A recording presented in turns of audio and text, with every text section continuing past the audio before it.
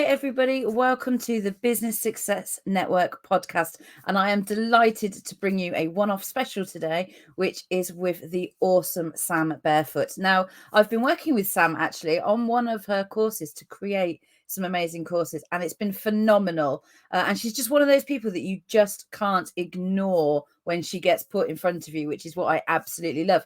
So when she said she was looking to appear on some podcasts, obviously we snapped her up. So I'm not going to talk anymore. I'm going to bring her in and let her introduce herself.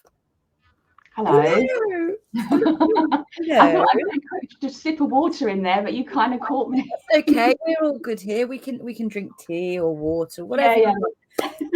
You know what? I am so, when you get these, obviously all my guests are lovely, but when you get someone that you're like, we can really kind of get our teeth into this and chew the fat and all that stuff. The juicy stuff. And this is what you've got for us today. So, Sam, quick intro then. Tell the listeners, the people that are watching on YouTube, who you are and what makes you the expert. Well, I don't actually like the term expert. I think it's overly thrown about, but what makes me someone that you might want to listen to? I guess the answer to that is I've been in business for 15 years. I've worked in social media for all that time, although the first 10 were in a health business, but for the last 5 going into 6, I've actually worked directly with social media and online business owners. And I've done pretty much everything that there is to do. So I've had a really successful podcast and, I've been pretty successful on pretty much all the social media platforms.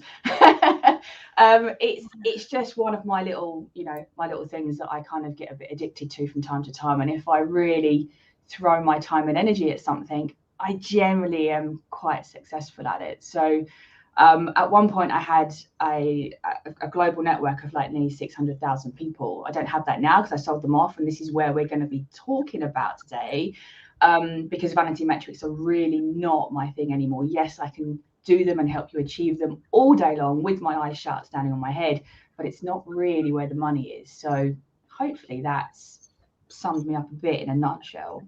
Absolutely. And I love that we get straight into it, because I'm sitting there going, 600,000. And there will be people listening that are going, I want a community of 600,000. How do I get this? These are great stats.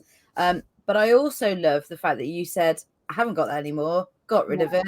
And actually, I don't want it again. And you've done, I follow your content. I've seen you go live and you talk about this quite a lot. You talk about this.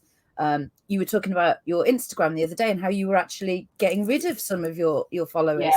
And that's not something you hear from everyone. No, we're clearing out somewhere around 20,000 followers. It should be done potentially by about March. We're doing it really, really slowly. But it was just done because I felt that it needed to be done. Instagram accounts get really old. Mine's really old. Mine's about 9 years old. So I've had mine for a really long time. And it's been with me since I started my business. So it has transitioned through all the various phases that I have transitioned through. So it has got, if you scroll right back, you'll see some of my health business posts. And people often say to me, why haven't you deleted those? And I'm like, because my Instagram account is my journey just as much as it is a promotional tool. And I really do try and walk my talk. So when I say to you, I used to run a health business, you can go back and check that out for yourself. I didn't just make that up all those years ago. That's legitimately how I started running a business. So we decided to clear some out just because I've changed, people change, I'm sure at some point someone has sent me some fake followers, although I've never personally bought them. People lose passwords to account. People just get disengaged with content because I have switched around a little bit. I did definitely change direction last year. So it was time for a bit of a cleanup. And ultimately, yes, I could have opened a new account, but I like my handle. I want my name. So I'm doing it the hard way, I guess. Do you know what, though? It's incredible to hear, you saying, right, we're just going to get rid of 20,000 followers, because there will be people listening to this that are going, I'll take them. And we touched on Instagram a bit there. And I know, you've got courses on Instagram. You are well known on Instagram. For the first part of my, when I jumped from my health business into Instagram, were into kind of helping people online, Instagram was where I decided to specialize. Although I still teach it and people still ask me about it now, it's not really where my focus is. I really now do focus on course creators and just helping them with like their 3 C's. So it's either content, course creation, or their confidence. That's pretty much where I help people. And that's going to bring me to my next question, which is, we were talking about Instagram. I know obviously you've got the skill set and you've got the courses, but your shift has your focus has shifted slightly. Yeah. What's your platform of choice at the moment? It's really hard to choose because I use different platforms for different things.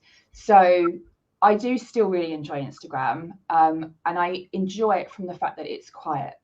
And I only follow people that I genuinely enjoy. And I'm not one of these people that does the whole follow for follow system. So my feed is curated to people that I really enjoy consuming, and it's quiet, it's less noisy. And I can express myself pretty well there if I want to do something in a written form, which is rare because it's not my preferred choice. But from time to time, it is something that I want to do. However, where I get my complete creative, fire burning really bright, that's over on TikTok. So I'm so glad you mentioned that, because so a lot of my time is spent on TikTok. You kept this household entertained through lockdown, I have to say. I even think my daughter is now following you because I have a lot of daughters that follow me, which is a bit concerning. Well, no, she's 14. She's a TikToker. Okay. She's silly dances. And I said to her, there's so much more than this. And she's like, Mum, you can't be on TikTok. You are too old. And I was like, no, I'm not buying that. Look at what Sam's doing. She's amazing. And I think it was the flash dance or something? I remember there being leg warmers. That did it for her. She was like, okay, I'm going to follow this woman because she's far cooler than you are, Mum. So there you go. You've won the Calder kids over, and you've won their mother over. So there we go. I don't think we've quite converted Mr. C to TikTok yet, but that's okay. That's fine. It does take some convincing. And I do understand why there's lots of people that don't want to venture over there. It's still very much perceived to be a children's app, and it really isn't. No. 2020, it took a massive amount of people on. I think it has almost matched the amount of people that Instagram have now. So platform-wise, in a size, audience-wise, it's really very diverse. And, 2020, it took a lot of people on. A lot of the older crowd went there because we were bored in lockdown and we wanted entertaining. And let's face it, Facebook is no longer entertaining. It's quite. Well, you can't be. It's quite harsh. So there's lots of people there, and if you can see past its persona, actually, it's become quite a platform for educating people on a vast, variety of subjects. Yeah, it's definitely something I need to look at a little bit more. I've dabbled, but nowhere. I mean, and you again, we've talked about growing. Engagement and communities. You grew that pretty quick on TikTok. Yeah. So you hit 10,000 in the first 6 weeks. First 6 weeks. There you go. Honestly, guys, if you want to know how to build a community, and I'm so passionate. That's where I lie with my social media. It's all about community. It's all about engagement. This woman absolutely rocks. So let's get down to it, Sam. I'm just going to say we're here today to talk about. And we've kind of touched on it already, higher engagement, planetary metrics. Yeah. We've been around, like you said, for quite a while in the social media space. Yeah. Back when it was really simple and you just, you asked for likes on a page and you got them and they went up. You stuck a tenner on an ad and, you'd recruited 5 people. 5 million people. Yeah, it's really simple. It was, the good old days, they're gone now. And all you kind of hear at the minute is you talked about Facebook not being fun anymore. We hear about, the pages are dead. This is dead. Actually, and I think me and you sing from a slightly different hymn sheet. It's not about those having 10,000 followers. It's not about, it's what they're doing. So I'm going to sit back and I'm going to enjoy this. And I'm going to let you do your thing here, because this to me is where you really kind of get into it. So come on then. I think what people enjoy about it is I talk about it in a different way. Because I've been around for such a long time. Yes, I've seen the peaks and troughs of social media platforms. I mean, for goodness sake, I remember you know, when Facebook emerged and all my friends were on MySpace, and I was like, no, you want to be on this thing, it's called Facebook. And everyone's like, no, don't be silly. And I'm like, no, seriously. My husband, I remember the day I said, I'm going to try it. And he said, you are practically married with a child. Why do you want to go on that? He thought it was a dating site. Yeah. So, I do remember that. So I have, I guess, the wisdom, the experience of being able to watch social platforms go up and down and how they morph and change, which does really help me now. So, you know, I knew that to jump on TikTok in the early days was the thing to do, because it's when the algorithm is at its peak, it's when it's the easiest to grow, and, you know, you'll get the most from it at that time. But, you know, what I can also see is that there's trends, right? There's fashionable things to do. And at one point, it was a good idea to grow your audience, because, you know, the algorithms weren't restricting reach so much and impressions and all of those things. And you didn't necessarily have to pay to play. So, you know, the priority, the focus was very much, let's just get as many followers as humanly possible, because that's going to directly affect our ROI, our revenue at the end of the year. And yeah, you know, I did the same thing, right? So I was huge doing stuff with Instagram at one point. Like I said, I had nearly 600,000 followers. And that's because I got into the system. I don't know if you know this, but you can buy Instagram accounts. And I bought up a load of Instagram accounts that had thousands and thousands of people. And I continued to grow them and send loads of traffic to different places. But what became quite apparent as the algorithms changed, as the platform changes, and just as time goes by and the platforms age and mature and do all the bits and pieces that they need to do, things change. And actually, having a huge amount of followers doesn't necessarily mean that it will have a direct effect on your sales, your leads, your revenue, you know, and all of those things. And in fact, if you look at engagement rates for Instagram accounts specifically, and I'm sure this translates to many other platforms too, the bigger the account, the less engagement you have. And that's because it just gets shown to lesser and lesser and lesser people, because you've got such a huge account. So actually, if we look at it now and we look at how the algorithms and things work now, and this does translate over to TikTok, because TikTok has changed. It's all about engagement. It's all about keeping the people on the platform. And that's what the apps want. They want their audience, their users, to stay on the platform. So the creator's job is to create super engaging content for them so that your people keep coming back. And of course, one of the other ways of doing that is having conversations with them. The more that you speak to them, the more they're going to know, like, trust you, and therefore keep coming back to that platform. So it really does make a huge difference. And it was, you know, it was a complete no-brainer for me to sell off some of those accounts that really weren't my ideal client. They weren't the people that I wanted to work with. And yes, I could have made an e-com business and sold to them that way. It's not my thing. It's really just not my bag in that sense, because a good few of them were a much younger demographic, and I would have had to it would have been a whole new business, you know. And yes, it was nice having the numbers, and it was nice going, well, I've got this and I've got that. But really, it's like, did it do anything for my bottom line? No. And I'm really results driven. I'm really, really passionate about, you know, looking at your metrics and looking at your numbers and seeing what works and seeing what doesn't work and ditching it and trying something new. So, you know, selling off some of those accounts, I think I did that midway through 2020, when I just knew that I was going to change direction completely.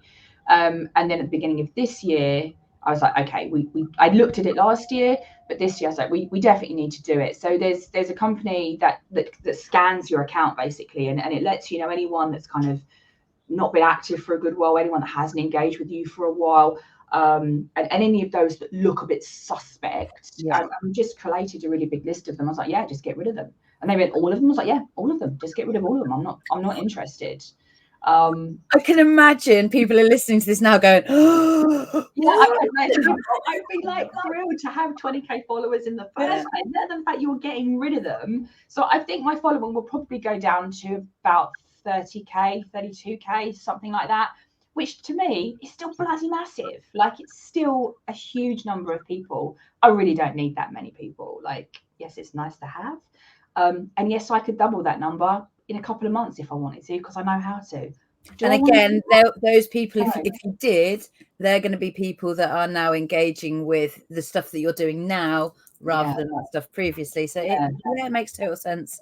Yeah. I know it will be eye-watering for some people, but it definitely will. And I think there is still there's shockwaves, isn't there? There are shockwaves that work their way through the internet and work their way through your feed and the people that you're following and the network of people that are around you. And some of them have their finger on the pulse. I like to think I'm a finger on the pulse kind of girl. I'm kind of leading from the front. But there are some people, and there's nothing wrong with this, there are some people that are a little bit further back than that. So to them, growing your following is still a thing. Like it's, you know, they're just not quite caught up yet, or they still see that as a priority for them. And certainly for some people, it is a priority. I mean, I've worked with some pretty big coaches that have needed, say, you know, 50,000 following to get a book deal. And I'm like, well, yeah, I can do that for you. It doesn't necessarily mean they're going to buy your book. And they're like, I don't care. I need it. So they use it as a leverage tool rather than something that is actually going to generate an income. So I get that some people need it and it does look good to some people, but for most people, and definitely the people that I serve and probably the same people that you serve, we don't need stuff like that. We just need a really nice, and in some cases, you know, 150 people that are super highly engaged can make you a hell of a lot of money. Like, and I think people feel really shocked when someone like me says that.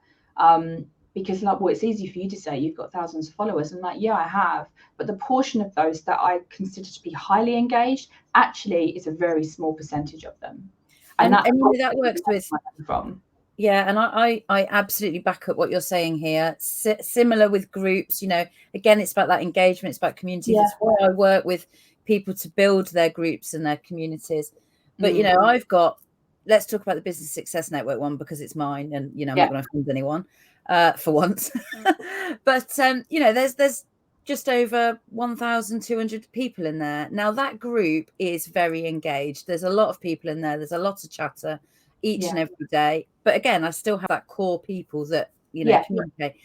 I've worked with people that have got 10,000 in a group, 20,000 in a group, 30,000 in a group, and actually the engagement's not there. So while, yes, they can go around saying, I've got a group with 10,000, 30,000 people in, unless they're building it and unless they're engaging and they're getting the right people in, it's just no point.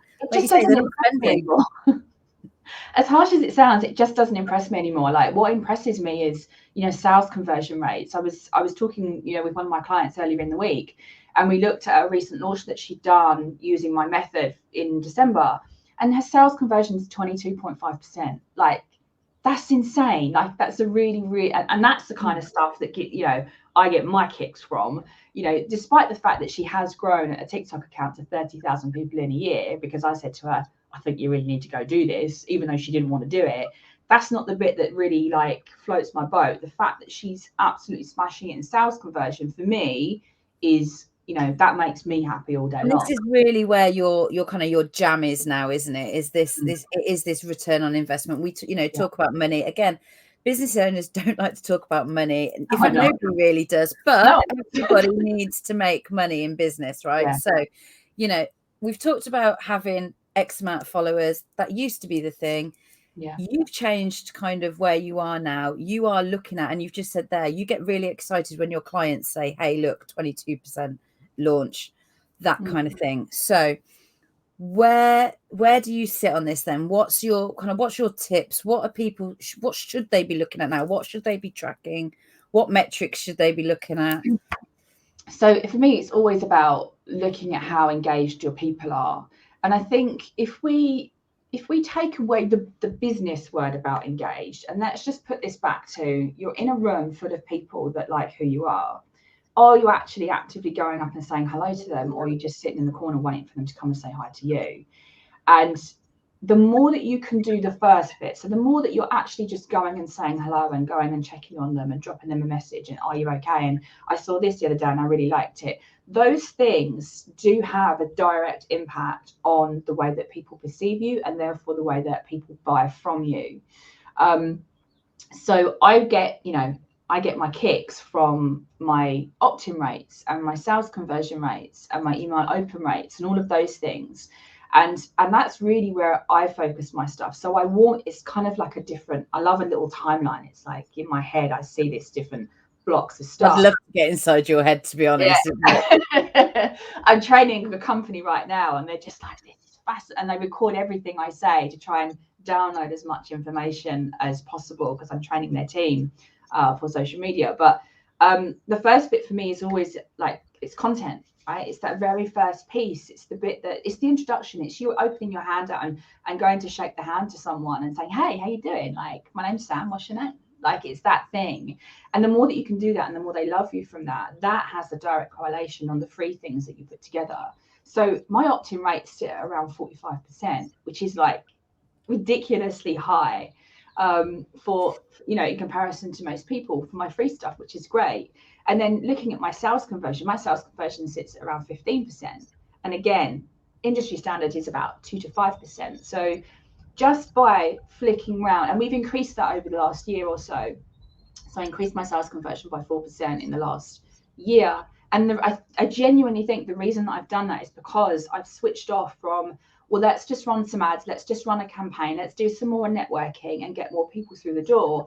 I've stopped doing that, and I have intentionally declined my numbers to focus on the people that are actually focusing on me.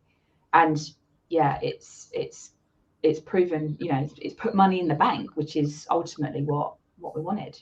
And I love what you're saying there, because there will be people out there. It's like when you talk about this ideal client, who are you posting to? Who is your content for? Yeah. People say all the time, I'm sure you've heard it a million times, oh, but I'm everyone. I don't want to know. I'm everyone.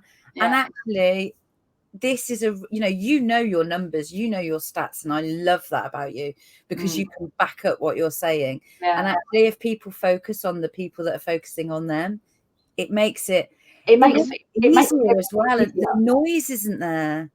It makes everything easier. Like, converting cold traffic is really quite hard. And I think it does take a special caliber of person to do it. I find it really hard. So, someone that is relatively new, someone that's just opened a business, someone that's just gone from maybe a bricks and mortar business and have brought their business online, which lots of people have done recently. It's a new thing. It takes a lot of time and energy to learn. So converting warm or even very warm traffic is so much easier than even trying to get your head around cold traffic. Because in cold traffic, you do need the numbers. It's that, balancing act that I was talking about.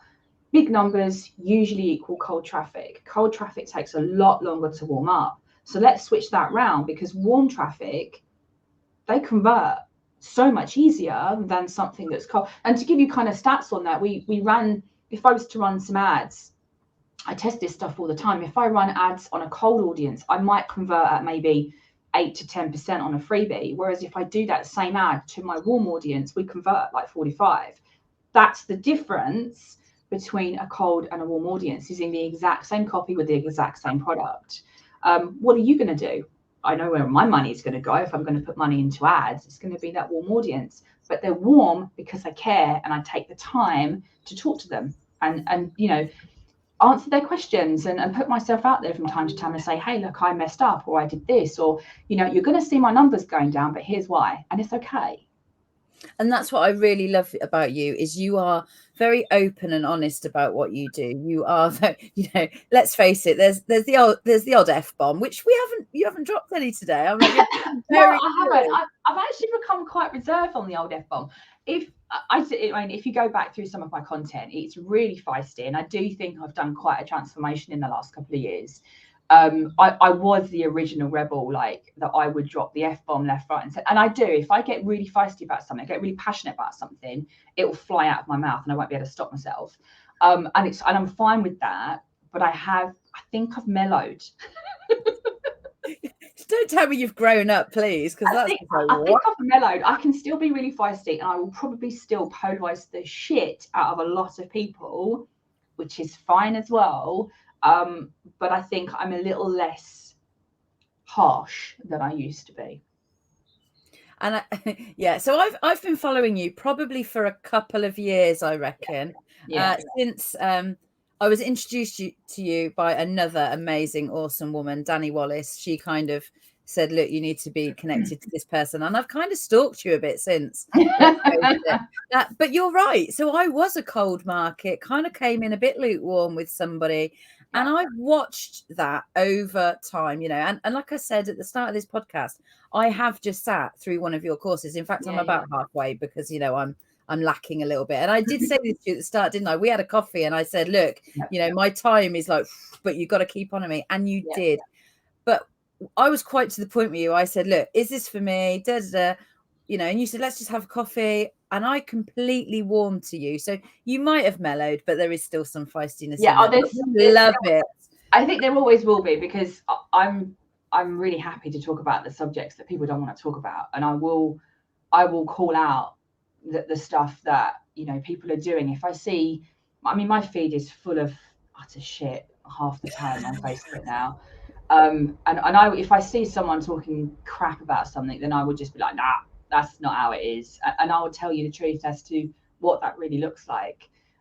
So I think you'll always find like really feisty bits of content from me. And you know, forewarning, if I'm really passionate about something, I will curse a lot. But you know, these in real life, it is part of who I am. Like, if life. And meet me in, you know, if you meet me in real life, you'll get the same thing. And one of the things I really quite like is, you know, when a client comes to work with me, they'll get on a call and they'll be like, you're exactly like you are in your content. I'm like, yeah, yes. Literally what you see is what you get. And I love that, because I would never want someone to, you know, pay for my time to work with me on a one-to-one or in a group setting or whatever, really. And for me to be squeaky clean in content, but then actually you get the F-bombing, don't be so fucking stupid. Oh, see, look, there you go. It's one come out. Kind of, you know, kind of person behind the scenes. It's fraudulent.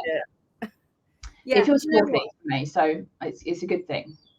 You're 100%. And I talk about this a lot with my clients, is, you know, where I say you can't be all pink and girly in your content if when you're going in, your setting is blue and your face, you know, it just doesn't match up. And it's the same thing that you're saying.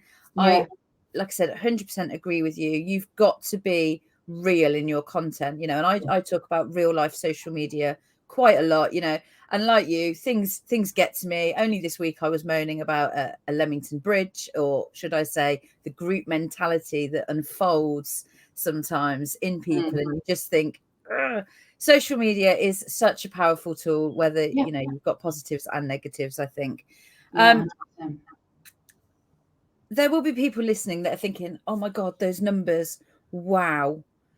Where do they start?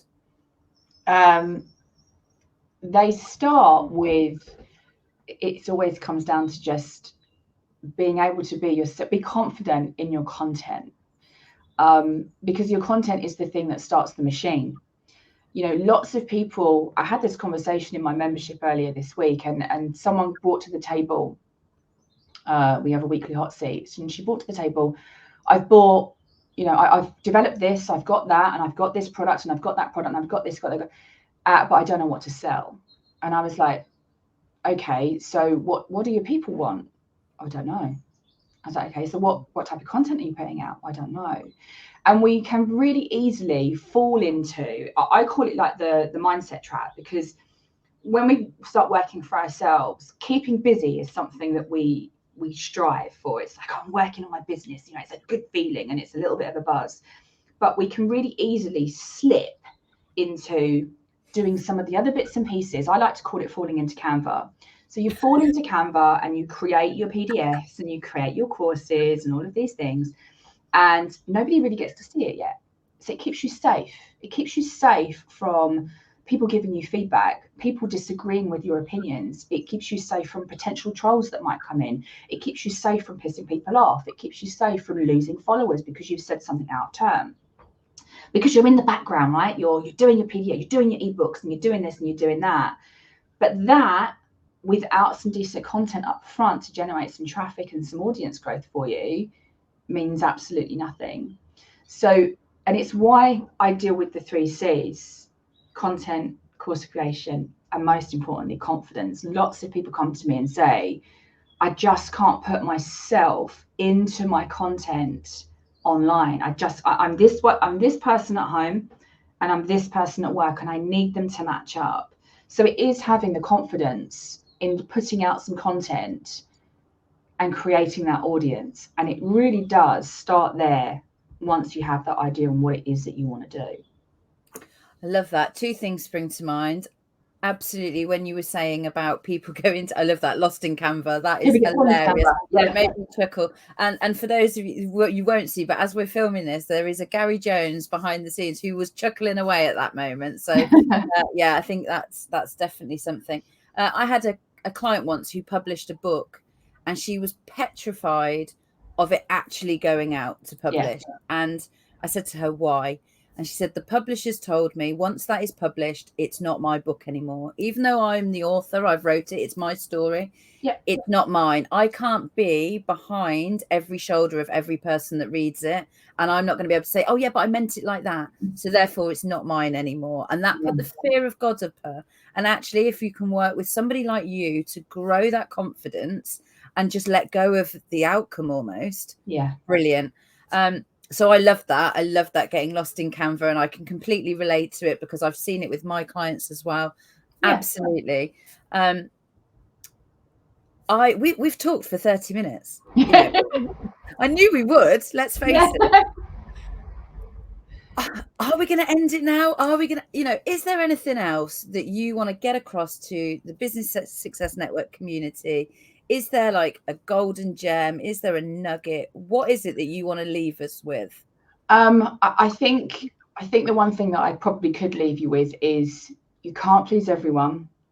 Please don't even try, but focus on the people that actually really like you, even if that's the minority, because it's the minority that will make a difference to your ROI. Perfect. I love that. We are going to have you back for a round 2, because definitely I'm not letting go of her now. There's so many nuggets in it. If you've listened to it, I suggest you rewind it and listen to it again with a notebook and take note. Sam, you have been incredible today. It's always a pleasure. Thank you. Thank you for having me. This is the first one in a long line of stuff that I've got coming up. So you've got me fresh as a daisy. Perfect. Absolutely perfect. And drop your website just so that people can find you. Everything. All of my stuff is the same brand. So if you're looking up for me on any platform, whether it's email, website, Instagram, YouTube, TikTok, Facebook, whatever, everything is I am Sam Barefoot. And I love that. And that's another top tip right there. Get everything linked to one. Everything the same. We are going to leave it there. Thank you very much, Sam. I'm going to pop you back in the green room for a second. Guys, it has been the Business Success Network podcast. That was Sam Barefoot. What an amazing amount of content she shared there. Please do go and check her out. Thank you for listening. It's always a pleasure. Speak to you soon.